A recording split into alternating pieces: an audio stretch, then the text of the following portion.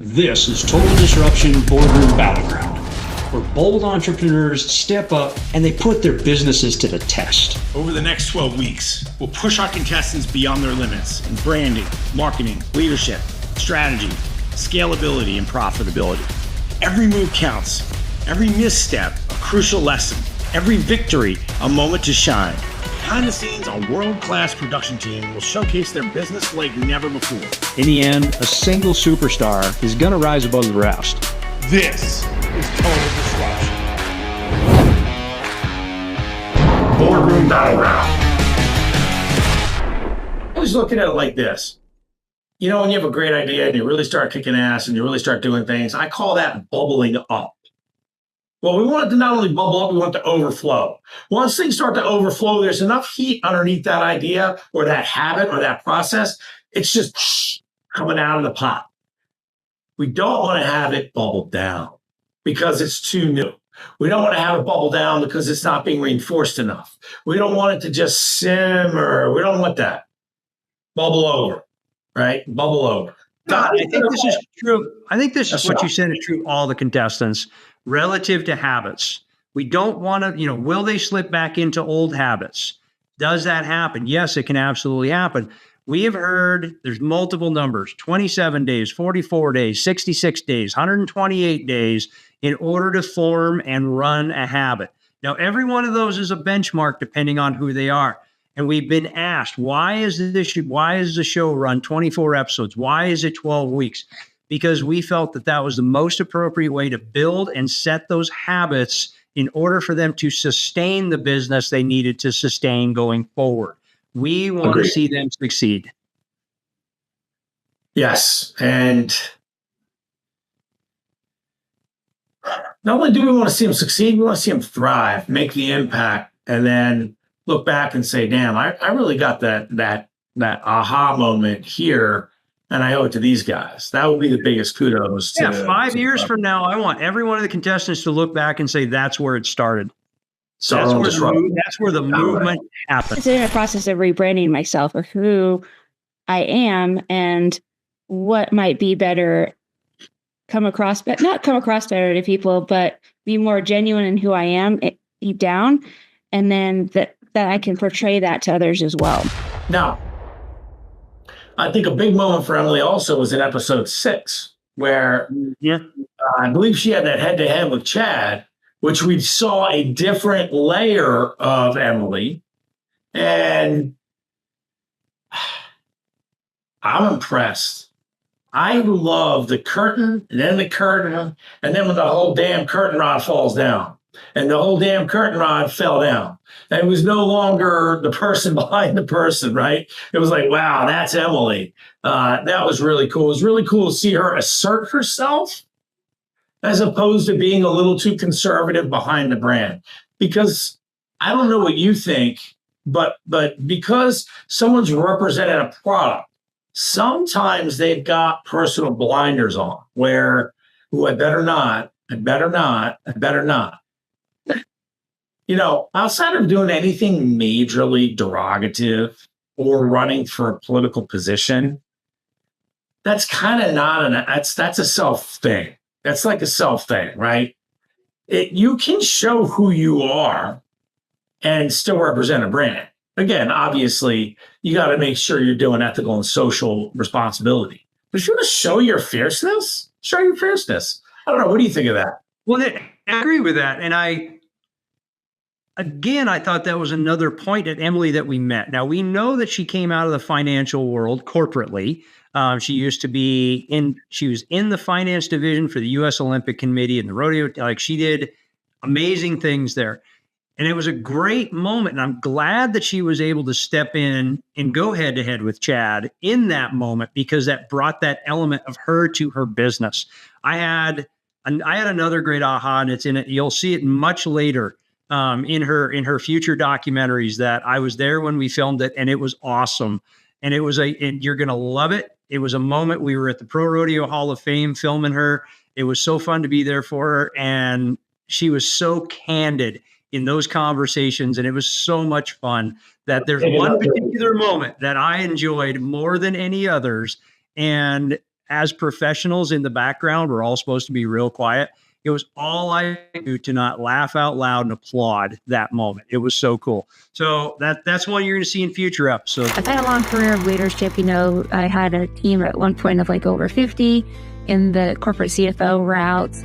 But this week, it kind of have been drawn back into that corporate consulting and the CFO role for fractional Catholic charity. So been kind of realizing that it's all a balancing act, right? When you want multiple sources of income. So we have like the consulting on the CFO side, and then how I can apply some of those leadership abilities more towards my LifeWave business. So I think that's one area I've lacked this time in building LifeWave, is applying that same leadership and development of my staff into, building a team for LifeWave and helping them reach their potential through income generating activities as well, and sharing the stem cell patches and changing people's lives in their world. So having that time to shift, back towards LifeWave and apply that leadership more intentionally on my team there, I think is going to help me a lot this next few weeks. The last one I want to point out in Emily's journey for mid-season is episode 10. And we're talking about the network marketing pieces,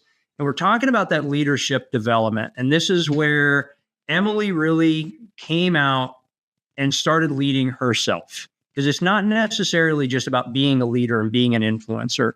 This is where Emily started to lead herself in her business. She owns a business and she's in sales, and she's making the decision to be in sales. Well, I think you're right, but I also think this springboard to see her in episode 6 also led to the components of when we see that in 10. And you do eventually have to sort of work the parallel track of personal brand and sales. The lights can't go on. Nothing happens until the sale is made, right? If you don't have a prospect list, you don't have a product to sell, you don't have somebody to sell it to, you have a hobby, you have nothing. You have a bonus or a charity. And you got to have that. Yeah, 100%. Without there's nothing. There's no thing to do. So at some point, you do have to make sales. At some point, you do have to have hey, this is my personal brand. And yeah, I show my teeth here and there. But you have to have those blunt asks. And it's true. Every contestant we have. Well, a friend of mine on Instagram is a pretty good guy, specializes in personal training for busy dads and busy moms. And he's got this little thing where he does every 4 posts, he'll do what he calls a blunt post. And he's from Canada, so he says blunt post. But, it's this, you have to figure out a system. You have to figure out the ask. And I feel like Emily needs to realize she's got to develop her own system and her own ask, and in a way that's not so much, hey, resell my product, hey, try my product. No, she's got to come up with her own system.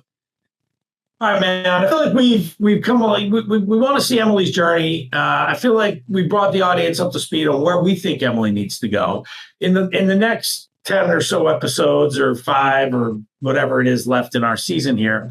Will she or won't she create that system? To be determined. Find out.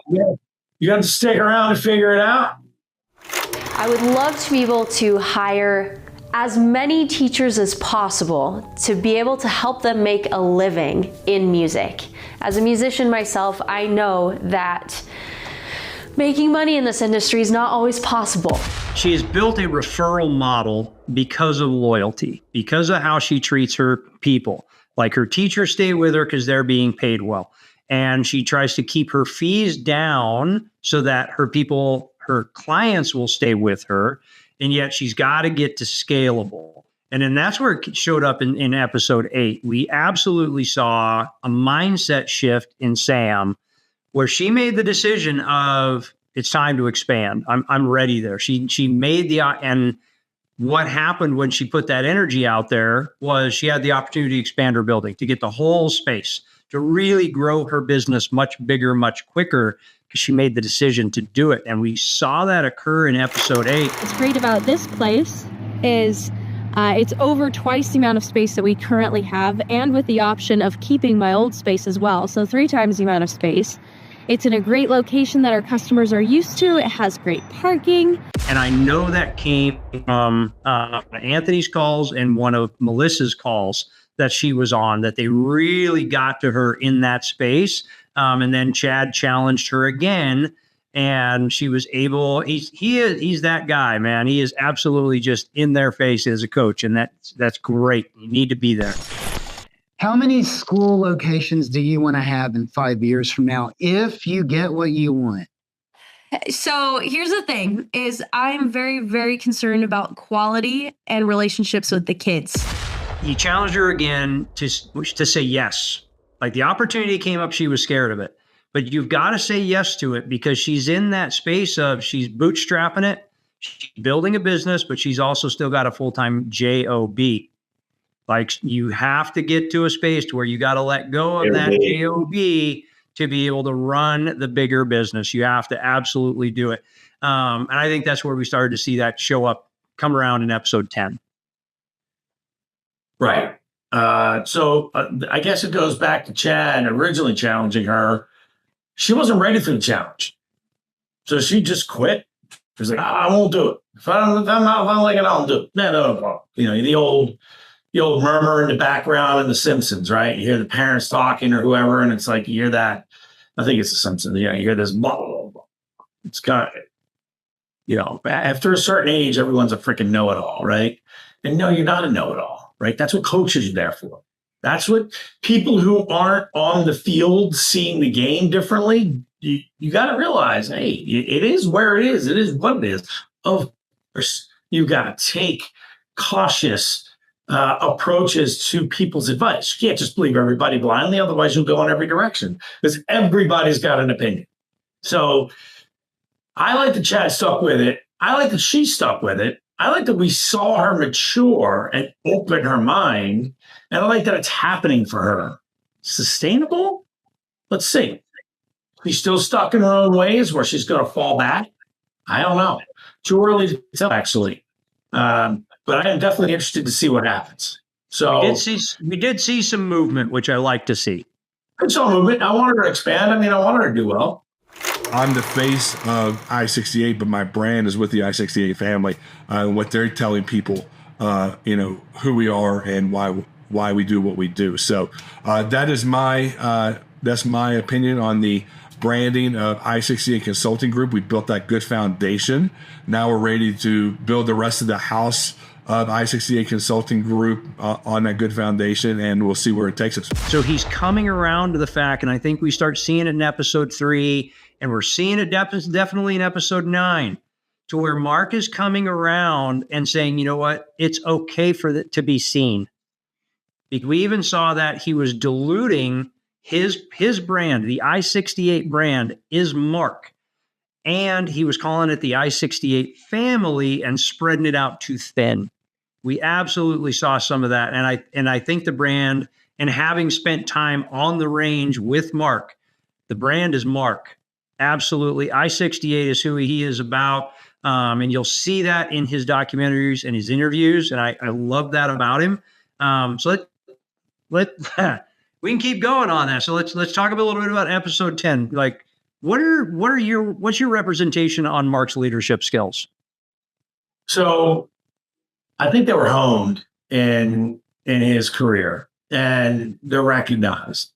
So maybe he stops calling it the I-68 family and calls it the I-68 battalion or something like that. That rallies behind him. And he definitely needs to be front runner. He definitely needs to keep the I-68 Consulting, we'll call it brand, but the I-68 Consulting name out there. And he needs to keep going. He needs to keep himself in front and center, his accomplishments, and he needs to keep pushing that and pushing it almost too much. Almost like you see, I hate to pull off of Mark, but there's a guy on YouTube, John McPhee. You look at this guy, Sheriff of Baghdad, and same kind of dude, right? Green Beret, did exceptional things, But you hear the guy doing YouTube shorts and you hear the guy in interviews, just clip after clip after clip about, we were hiding out, walking around, doing this kind of thing. Very vague, but walk through the mechanics of these stories.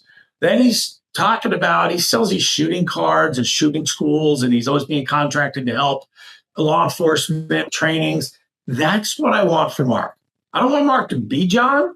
I would like Mark to follow the hallway of John and drive business by showcasing his expertise, by getting people, telling bits and pieces of stories, not divulging classified information, of course, but bits and pieces of stories so that he can assert himself as a leader that I know he is, as the operator that I know he is, as the in-theater guy I know he is.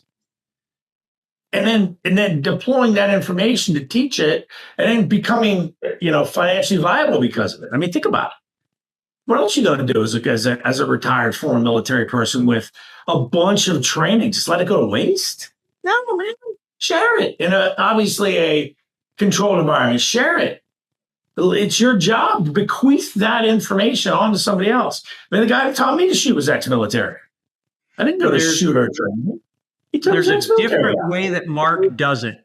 And I will tell you that. And I have taken shooting courses. I have shot my entire life, pick your weapon, played with them all, been through all the courses, done all the things.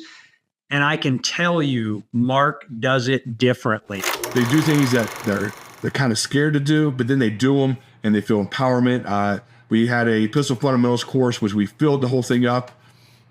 And I got the text from one of the clients, Mark, you and your instructors changed my life.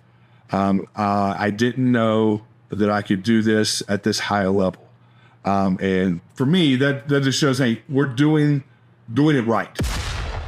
And there's a aspect that I'm hoping that is going to develop going forward in the season of him really being able to steer into that, what he does differently, because he absolutely does. I was really inspired. He was teaching a 72-year-old grandmother her basic pistol course, and you'll see some of that as she's out there. She was having a ball. So much confidence coming from nowhere, never touched a gun before in her life, to walking alongside Mark to where by the end of that day, she was a little mini 80-pound beret in her training. It was really cool to watch because he does it different. And getting him to that spot's going to make all the difference. Let's see it. I want to see that difference. There's my challenge to Mark. Mark, I challenge you. I want to see that difference. Let's tune in for the next several episodes and see what happens. What we've built is an inference layer where people come to a very simple interface, kind of like Google. And instead of Googling something to get an answer, you provide into our window what you would want AI to do for you and why. And you shouldn't need to know how to prompt it. You shouldn't need to know what tools to use. You shouldn't worry if you're using a tool that's going to cost too much money or hallucinate, right? So we really want to make it that easy that humans can just come to a single source of truth, being Loving Is, and say, here's what I want AI to do in this moment, and here's why. And what we found is that here's why part generates substantially better answers, right? Because the other AIs in the world either just don't know why the human wants this presentation done or this research done or this novel written or this faceless video produced. So it's guessing, right? And we know that AI is not very good at intuition. I liked moving from the collab. I did like in episode 8, where Corey, he basically highlighted everything of the features of Loving Is AI. And that's what we needed. We needed it for the show. I needed it for me. We felt strongly for the audience. To Corey's amazing ability to be coach, stay coach, he did it. And that's what we needed. We needed that user-centric approach to what the heck Loving Is AI people can expect. And we got it. And then, moving that through line, why don't you cover, episode 10 was a big thing with his connections. So why don't you expand on that? We did. And you and I have said this is influence is leadership. Influence is leadership. If you are influencing someone, you are leading them. Good, bad, or indifferent, you are.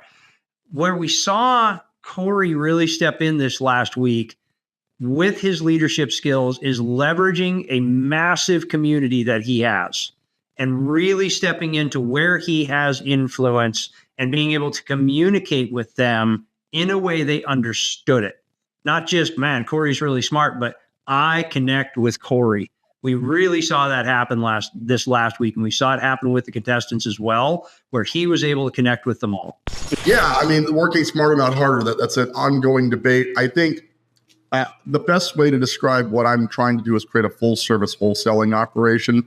So the working smarter, not harder is, after 20 years of building a flipping business, hiring the contractors, getting the contracts together, knowing the interior design, the harder way to do this would be to figure this out on your own, So for me, the working smarter is helping people to develop their own internal systems. And, I guess the unsmart way to do this when I was flipping 40 plus houses in a year was maintaining all the liability, the expenses, the everything that took place all kind of fell in my lap. The working smarter now is I'm diversifying the risk in a lot of ways. Like my clients keep the reward of the back end of the deal, but I take the upfront risk of finding the deal and the costs of marketing and things of that nature, but they're keeping the back end. So in essence, we're both diversifying risk, right? The client doesn't have to do the finding parts. They got a day job. They don't invest time and money in that. And I don't have to worry about the back end stuff. The hard thing for Donnie was the implementation of the back end strategy. So when we see at 8, we started to begin to implement AI. We started to implement appointment setting, lead management. I mean, think about it, all the way to episode 8. The hard stuff for him was what most people begin to do before they do the hard stuff, or what they really need to do. So he kind of followed that formula in reverse. He was doing all the things, and then the admin piece was the hard step for him. He had to slow down. He had to get into the weeds of the boring things, and then he had to get it done. I mean, look, if he's going to want to win Battleground, these are the kind of things he's got to do, right? You're not going to win. You're not going to win this thing if you don't implement and integrate these things. So what are we looking at here? You got to be a complete package. I agree. You can't just have great sales to win it. You got to have your systems have got to be in place, and that's where we saw that your ability to not sell but connect with your audience has got to be in place. They have got to know, like, and trust you in order to monetize it. That is the purpose of this. And in the beginning, they might like Donnie, they might trust him, but they didn't know who Donnie really was. They understood what the system was. Like, you've got to have all three of those. And to Mike's point, you've got to have the administration. So then we saw, very recently, last week, we really saw him transition from being that sole operator to building a team. That's when we really started. And that was the leverage piece that he is now able to say, all right, yes, AI can streamline my business. Yes, I can plug in this tool, but somebody's got to run it. And I've got to lead them. I've got to show up as a leader, not a manager, not a pitch man. And he made that choice. And I really think in this last couple of weeks, again, I'll say it again, I think this is where we met Donnie. He started to show up and lead with purpose. Yeah, it wasn't until I can't remember what coaching call we were on. I finally heard him. I was like, "Oh, Donnie, welcome to the mix, brother. Like, it is good to finally meet you. Let me shake your hand, dude." I love that part of coaching when somebody goes through the threshold and they start that journey. Can they sustain it? Will old habits kick in? I don't know. We'll have to wait to see.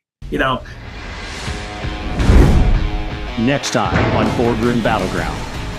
Numbers don't lie, as you really don't care how passionate you are. Pretty soon, you'll have the ability to grow and expand at a much faster pace if you choose to. Time to face your budgets, the margins, and the financial blind spots that could bring it all down. Like, I got enough, Donnie. I'm going to do it on my own. Let's see who's balancing their books and who's off balance. I want to make sure that we thank the coaches. Absolutely. Anthony Perez, amazing. Melissa Hughes, absolutely fantastic. Jen Loving, one of the best. Chad Mitchell, absolutely amazing. the contestants couldn't be making the moves they are without this substantial board of directors that have been there, done the thing, know how to help them get where they want to go. We cannot thank them enough. And of course, on behalf of Michael and I, we're so excited that you guys are part of Boardroom Battleground. We're excited for the rest of the season. We can't see where this goes. And by God, we're going to crown a winner at the end.